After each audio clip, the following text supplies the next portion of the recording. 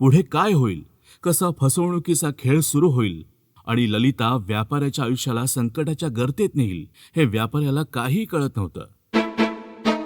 ललिता हळूहळू व्यापाऱ्याच्या जीवनाचा अविभाज्य भाग बनत होती. तिचं प्रत्येक वाक्य जणू व्यापाऱ्याला एक नवीन उत्साह देत होतं. ती नेहमी त्याचं कौतुक करायची. सर, तुमचं आयुष्य ना खरंच प्रेरणादायी आहे हो. मी अशा लोकांना फार आदराने पाहते जे स्वतःच्या कष्टाने इतकं मोठं यश मिळवतात.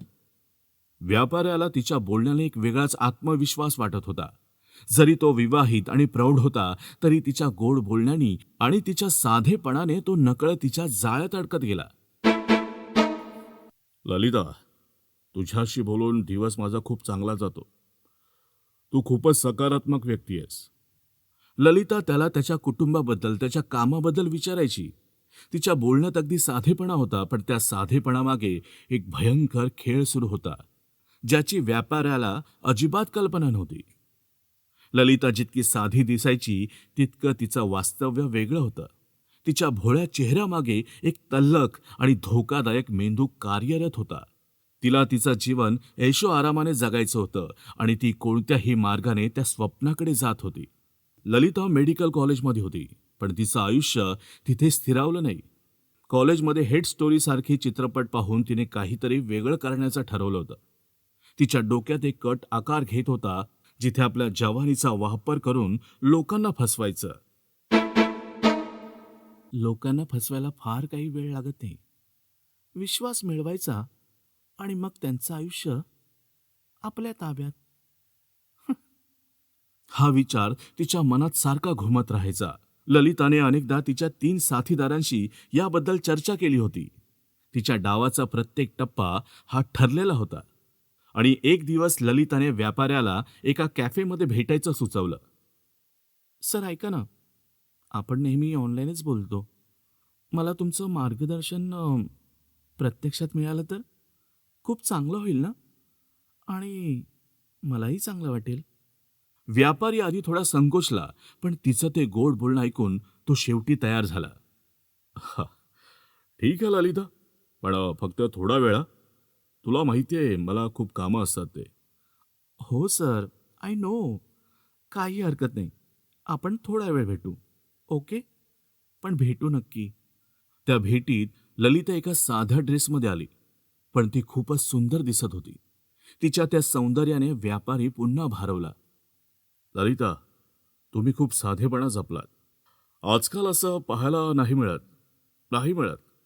Sir, thank you. सर, कसं आहे ना, जीवनात आपण जसे आहोत ना तसंच राहायला हवं. आणि सर, मला साधेपणाच आवडतो. तिच्या शब्दात अशी गोडी होती की व्यापारी अजून तिच्या प्रभावाखाली गेला. त्या भेटीत ललिताने व्यापाऱ्याबद्दल सखोल माहिती काढून घेतली.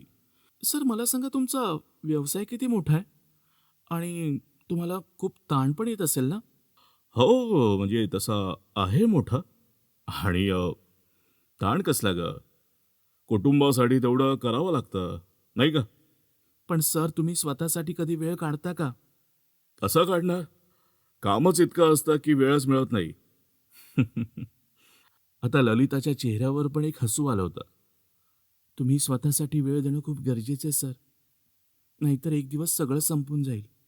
"हा, हो, बरोबर आहे तुझा." व्यापाऱ्याचं मन थोडंसं विचलित झालं. गप्पांदरम्यान ललिताने त्याच्यावर विश्वास निर्माण केला. सर, तुम्ही खूपच चांगले आहात. आज मी तुम्हाला प्रत्यक्षात भेटते आणि बघते सुद्धा. अ, सर, मी ना नेहमी तुमच्यासारख्या लोकांकडूनच प्रेरणा घेतली आहे. थँक्यू. तुम्ही देखील खूप सकारात्मक आहात. मला तुमचं बोलणं आवडलं. पण ललिताच्या मनात मात्र दुसरंच काहीतरी चालू होतं. तिच्या बोलण्याच्या मोहक शैलीने व्यापारी तिच्या पूर्ण विश्वासात आला होता. तिने त्याला असं जाणवलं की त्याच्या सुखदुःखाची खरी साथीदार तीच बनू शकते. तिच्या प्रत्येक बोलण्यातून तिने व्यापाऱ्याला स्वतःकडे खेचत नेलं. ती त्याला कधी त्याच्या जीवनातील ताणमुक्तीचे उपाय सांगायची, तर कधी स्वतःच्या जीवनातील संघर्ष कथन करायची. सर, माझं एक छोटंसं स्वप्न आहे बघा. मला स्वतःचं एक छोटं क्लिनिक उघडायचं आहे. पण वाटत नाही सर, ते स्वप्न कधी पूर्ण होईल. ललिता, तुमचं स्वप्न नक्की पूर्ण होणार. तुम्हाला काही गरज लागली तर मला सांगा, मी करेन मदत. त्याच्या या बोलण्याने ललिताच्या चेहऱ्यावर एक विजयी स्मित उमटलं. मदतीचं असं वचन मिळालं ना, की त्याचा उपयोग कसा करायचा ना, ते मला चांगलंच माहिती आहे.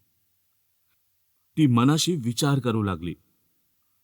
त्या रात्री ललिता तिच्या 3 साथीदारांना म्हणाली, तो पूर्ण माझ्या आता जाळ्यात अडकलाय.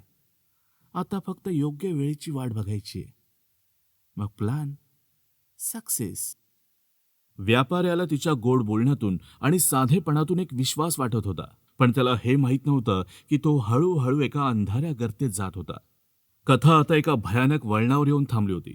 पुढे काय होईल, ललिताचा डाव किती भयंकर आहे आणि व्यापाऱ्याला याचा फटका कसा बसेल, ह्याची उत्सुकता ताणली गेली होती. ललित आणि व्यापाऱ्यातील बोलणं आता एका वेगळ्याच पातळीवर गेलं होतं. तिचं बोलणं आता फक्त कौतुकावर थांबलेलं नव्हतं.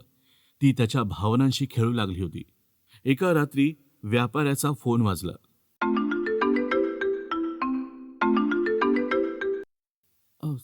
Sorry sir.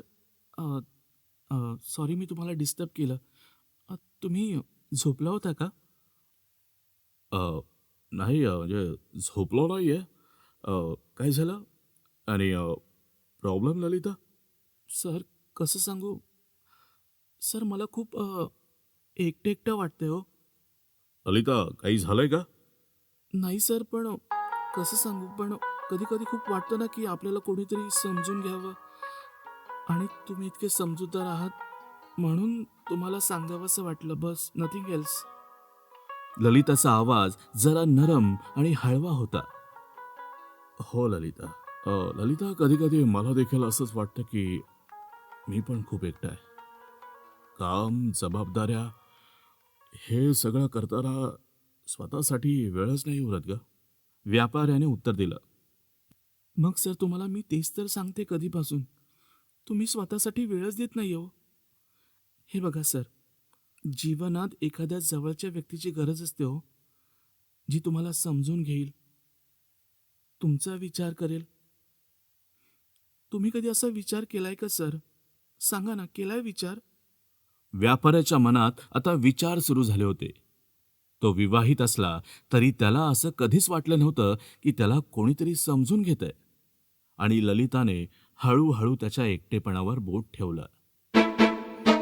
सर तुम्ही खूप चांगले आहात, पण मला असं वाटतं की तुमचं आयुष्य फक्त कामात अडकून पडलंय. तुम्हाला खऱ्या प्रेमाची गरज आहे. प्रेम? मला नाही कळत ग प्रेम वगैरे काही. पण मग माझं कुटुंब आहे.